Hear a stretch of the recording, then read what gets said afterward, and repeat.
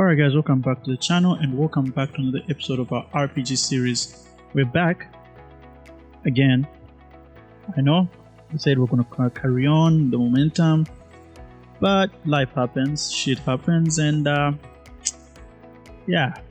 But we're back. We've got a new machine now, we've got a new computer, so hoping the development will be quicker and yeah. So in the last episode we had done a few here and there of our bow aiming combat, but being away for so long has led me to not like what we had. So this is the new bow combat that we're gonna be implementing. So if we run over to the bow, we pick it up in a minute. Let me just make this maximum size. All right.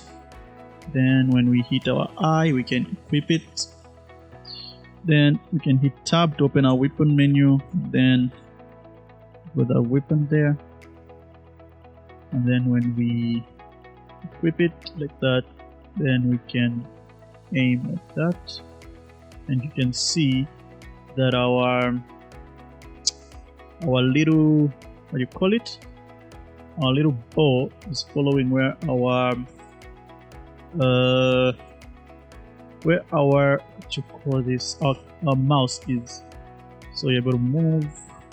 Yeah, we haven't implemented walking yet when we're aiming, but we're able to turn. Then we're gonna implement the shooting another time. Okay, so we're gonna work on that aiming and get it right, have it implemented just right. All right, so let's get into it. So the first thing that we're going to do is to change a few things on the player. If we go to the camera controller, this aim camera, so here is so here, let me just show you guys what I did. I'm gonna come here, I'm gonna create a new virtual camera, Cinemachine virtual camera, and call this aim cam. Okay, so remember this aim cam is the same aim cam that you're supposed to use. So I'm gonna get the world position of my first aim cam, which is 0.5, 1.48 and minus 0.25, and paste that there so that it's just right behind the player like that. Now my first aim cam looks at the player, so we're gonna make this look at the player, follow the player, and then we're gonna make it look at the aim position like that, so it's always facing the aim position. Now the next thing that we're going to do, if you look at this, we're going to change the field of view instead of 60 to 30 so that it's much closer, and then the near clip we're going to make it to 0.2, and then the far clip we're going to just reduce that to 500. We don't want it to be able to look very far out. Then we are going to go to the body. So here on the body, we're going to change this to 3D person follow, right? So the camera side right now is at 1. Let's just move it back to this way somewhere there. Then we're going to increase the shoulder offset somewhere there. Nice. Then let's leave that as is for now. Maybe we could bring the distance a bit closer. This is up to you now. Then on the aim, we're going to change it from composer to point of view. So we're going to make this none for now. Let me just check. Yes, none. And then we're going to make everything else the same. That way, you always face the center of the screen, and then you start to, when you move your mouse, you'll be able to move around and aim correctly. that's the first change. I'm going to delete this. So that's the first change on your aim cam. The next thing that we're going to look at is the changes we made to the script. So I've already made these changes, so I'm going to try and go through them so that they are much easier to understand. So we're going to open the player controller first. So in the player controller, as soon as it decides to open, there we go. You forgive me, my Visual Studio doesn't seem to like to, or my Unity seems to have a problem. Project settings. No, that's editor settings, not project settings. So let's come here, and then come to preferences, then external tools, then I'm gonna get this Visual Studio. Now I don't know how to make this just always remain as Visual Studio, but it always likes to go back. So we can come back to external tools. We've set it up as Visual Studio, but as soon as I close Unity and reopen it, it resets back. So I'm gonna close this version, open this back up, so that we have the correct packages loaded.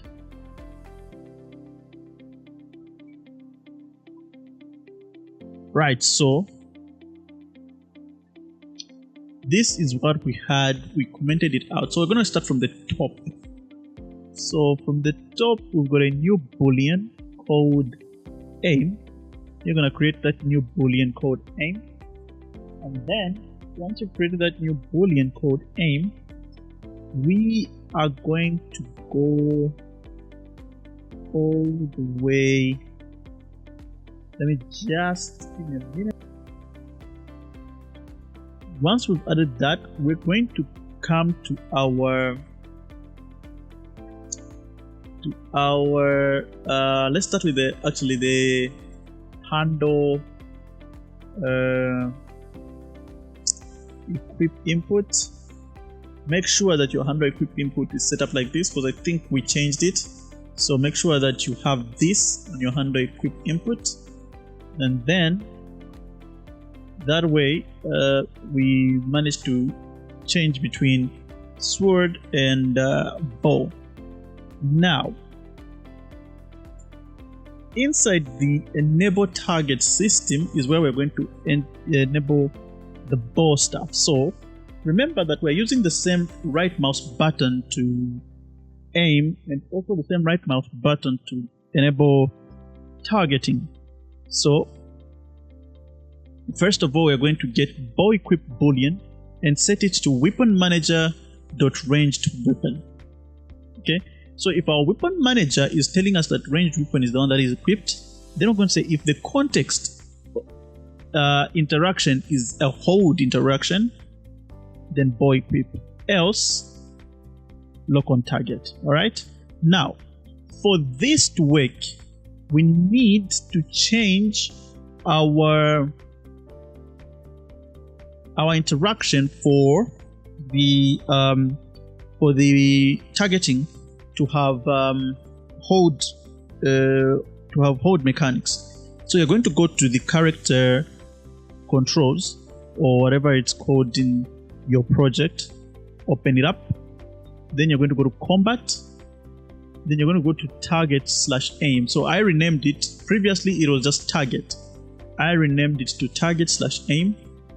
You leave it as button, but under interactions, okay, you're going to hit plus, and then you're going to click on hold.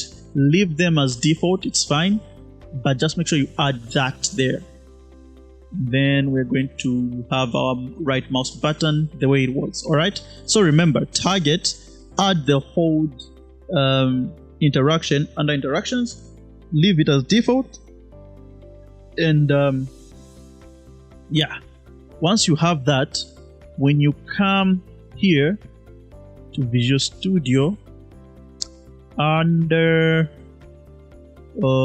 target / aim, you will have to change this part. Everywhere it was saying target, it will break, so you need to change it to target aim, and everything else will remain the same. So that now here we'll check if it's a hold interaction.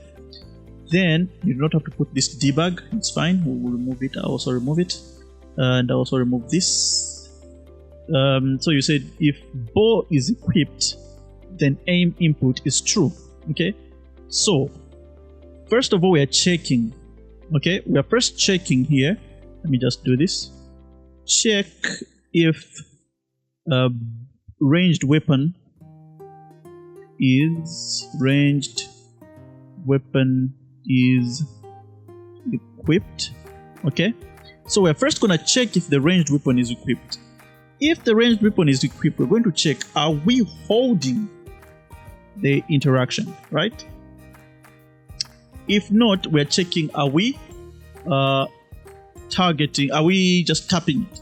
Now if we are holding it, we're going to still say make sure that bow is equipped before getting this aim input function. This is now another function. So once we get to this aim, if the bow is equipped and it's true, we will then go to our aim input function, and you can see here I've got a new region for new aim logic. So in this now we're going to create this void function, public void aim input. It's going to take in a boolean of the new aim state. Right? So if aim, remember the boolean that we created called aim, then do something else, do something else. All right, so our plan here is that aim should be, we should set aim to true when it's false. Okay, then when we hold, we shouldn't actually do that on hold. When we let go, we need to make sure we do this when we let go. When we let go of the button. Alright, so let's just leave this as is, because I've thought about it. It's a bad idea to do it like that. Let's do it like this. Perfect. So we'll say aim is equals to the new aim state, and then a bow combat dot aim. So bow combat dot aim. Now we'll need to figure out a way that when we let go of our mouse button, remember it's a hold logic. So when we let go of our mouse button, the plan is that we should stop aiming. Okay, the plan is that we should stop aiming. Now let me just do that. Let me write that down, and then and then we can look at it together. Alright, so here's the first thing that we're going to do. We're going to come here to the player controls, and we're going to now say player controls for combat to target aim. Remember the same target aim that we're using. Instead of performed this time, we're going to say cancelled, and we're still going to say plus or equal to target system. We're going to get the same thing, and then we're going to just on player controls disable, we're just going to minus it there. Then we are going to come to our target system. So if bow equipped is equal to weapon range, we're going to say if context.interaction is holding, then if the bow equipped is true and context is performed, we're going to do this guy, right? Else, if it is cancelled and bow equipped, we are gonna say aim input is equals to false.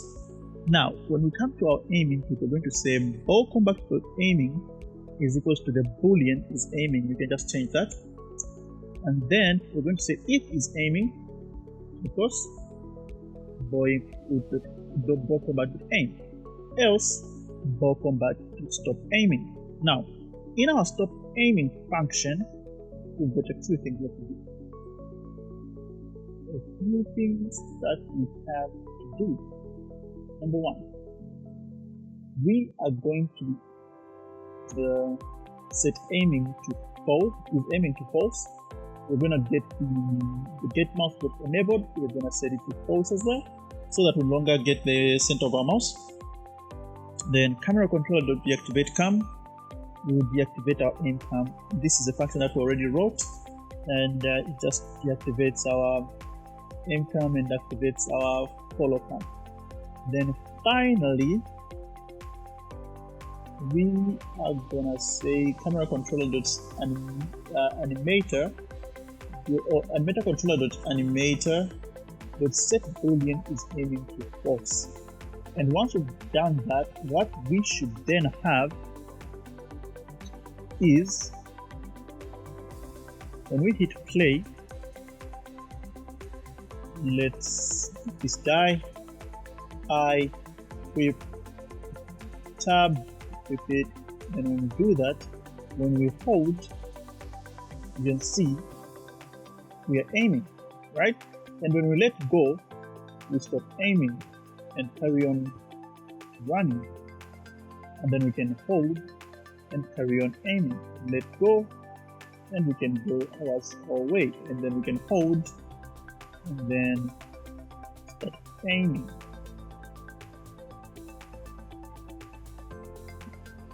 Okay, then let go, then hold, then let go, then hold, then let go, then hold, like that.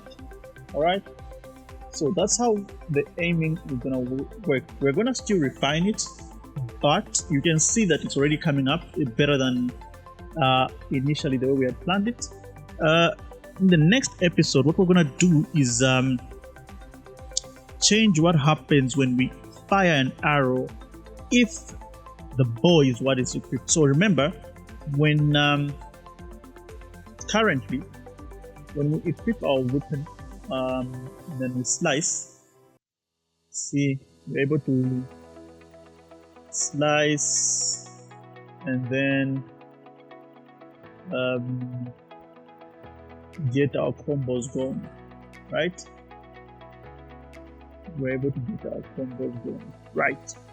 And if we hit this, nothing is happening right now. We're not getting into aim logic. But what we want is when we have our bow equipped, then the left mouse button should be firing the arrow, not what it's doing right now. See what it's doing right now? We don't want it to do that. Alright, so this is where we're going to end this one. If you enjoyed it, leave a like, comment, subscribe if you're new to the channel. Do all that great stuff. I hope we're back this time. And there are some devlogs that I've planned out. There are 2 games that we are going to be making together with this one. Just to, keep learning more about this whole game dev thing. I want to learn. You guys want to learn. This is great. So we're going to have 2 devlogs that will be running concurrently with this one. One is in Unreal Engine, one is in Unity, so that we just see my workflow and then you guys can also critique it, and we can have fun with these games. So again, if you're new to the channel, consider subscribing. I know I've been on a massive hiatus, but we're back now. For those who have stuck around, thank you very much, and I promise more content to be coming out. Yeah, so we're gonna keep improving our mechanics and keep improving this game, as well as creating 2 games that I've talked about. So again, if you enjoyed this episode, leave a like, comment, subscribe if you're new, and I'll see you all in the next one. Bye bye.